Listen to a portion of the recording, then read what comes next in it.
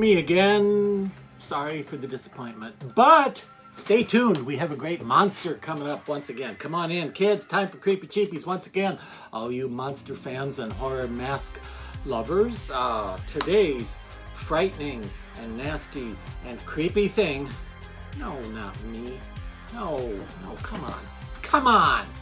The really creepy thing today is a mask called, what's it called? It's called Hemlock. Yeah. Doesn't that sound like a word that would be on a sewing machine?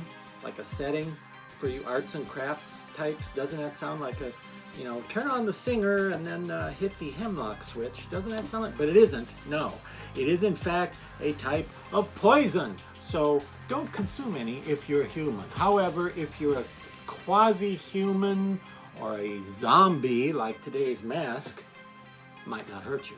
But if you're a human, stay away from the hemlock with the exception of the mask called, what was the name of it again?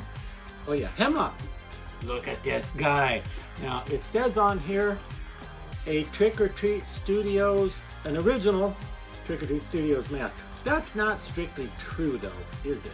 Because this actually is a reissue of a much sought after mask offered in 1990 by the short-lived, wonderful mask company started by Tony Gardner, who's a well-known and well-respected big name in monster special effects in the movies. Tony Gardner's Altarian Studios Ghost Factory. And the reason it went out of business was because it had too many words in the name. No, I'm lying. I'm lying. Tony Gardner's wonderful Altarian Studios Ghost Factory from the early 90s was one of those attempts to bring a wide range of really nice quality, carefully considered, carefully made, well-made quality latex masks to people at a reasonable, affordable price. And consequently, they were not able to stay in business very long. But one of those things, and one that everybody seems to remember who was ever familiar with that series of masks, is good old Hemlock here. Now, I was lucky enough to be given an unpainted copy of this guy back in, I guess it would have been 1989 or 90 when that stuff was happening. I was given an unpainted one by a buddy at Tony Gardner's studio, and I didn't know what it was supposed to look like color-wise, so I kind of thought I would go for the look of Ed Edmonds' Rotted Corpses of the day that were like Rotted Corpse 2, Rotted Corpse 3, and his Dead Nate. Ed used to paint things brown, and then he would kind of randomly airbrush some splotches and swatches. Hey, that rhymes. Yeah, I know. Of green and purpley red and brown over a lighter brown or gray. So you had this gray and brown and green and red kind of misting going on in different places. So I painted it kind of inspired by those Rotted Corpses of Ed's, and I don't have it anymore. I think I traded it to somebody or sold it to somebody 500 years ago, and I think it changed hands a couple of times. It probably doesn't exist anymore, but it's the only one I ever painted and the only one I ever saw that was unpainted. The only opportunity I ever had to paint one of these great zombies, old Hemlock, and I went for the brown tan, that sort of thing. Now, in the online ads I've seen for the Trick or Treat Studios 2025 edition reissue Hemlock, he looks blue to me. I thought on my monitor and all the pictures I saw, I thought he was very blue the way they did it. But in person, he's actually very green. But it's not a silly green like Kermit the Frog.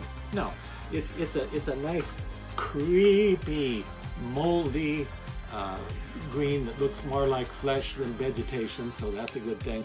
But I didn't do anything to this guy, and the reason I'm sticking him up here in your face so long is so that you can see how much detail Trick or Treat puts into this. Wow. He's about 60 bucks, I do believe. Isn't that what you sell for, about 60 bucks? You don't remember? Okay. Zombies. About 60 bucks, I think. And if you look on here, the tag does say originally created by Altarian Inc., which, as I mentioned, is one of the many words in the name of Tony Gardner's Altarian Studios Ghost Factory. But this is a real coup for Trick or Treat.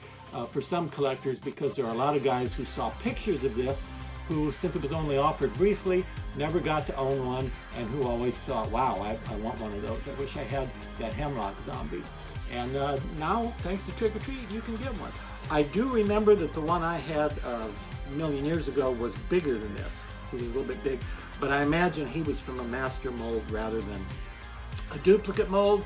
And if you know your mask making terms and processes, you know what I'm talking about. If you don't, well, you should buy a copy of Dr. Lady's Extreme Mask Making. I just now took the opportunity. Can you believe it? I just slipped an advertisement in there for my old mask making book. But copy molds tend to result in slightly smaller masks because of latex shrinkage. Because the latex shrinks a little bit as it dries, as it clots, you know. So the one I had was probably like a master mold and was maybe too big, and this is more of a sensible wearable size. So I'm not knocking it when I say that the other one was bigger, because this one is fine, and you will love it if you like scary rotted corpse. This guy looks like something out of Fulci or you know, 80s movies with severely rotted corpses like Return of the Living Dead and Burial Ground, and movies that had really creepy zombies in. This guy is one of those creepy types.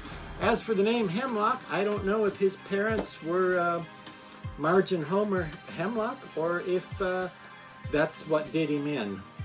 Maybe hemlock is the substance that resulted in his current state of decay. Obviously, you would wear zombie-type clothes. I would suggest a suit and tie that's got dirt and some little tears and rips and shreddy stuff going on, maybe some cobwebs and spiders and that kind of good stuff. That's what I would recommend. But wow, 60 bucks for Hemlock, a zombie we thought we would never see again from way back in the day, thanks to the creeps at Trick or Treat who dug him up, exhumed him for your mask collection. I think that's pretty cool. I think that's noteworthy. I'm sure there are a lot of other Tony Gardner Altarian Studios Ghost Factory masks that are equally worthy of resurrecting as new editions, but I don't know if there are any planned or not. But that's Hemlock. Do we have anything else to tell people before I say goodbye? You know, like something funny. Something funny to end on a joke. Funny. Okay, you're thinking about it? You're trying to think of a joke? Okay, let's think about it. Joke. Could be a zombie joke. Ghost joke? Vampire joke? Funeral home joke? Embalming joke?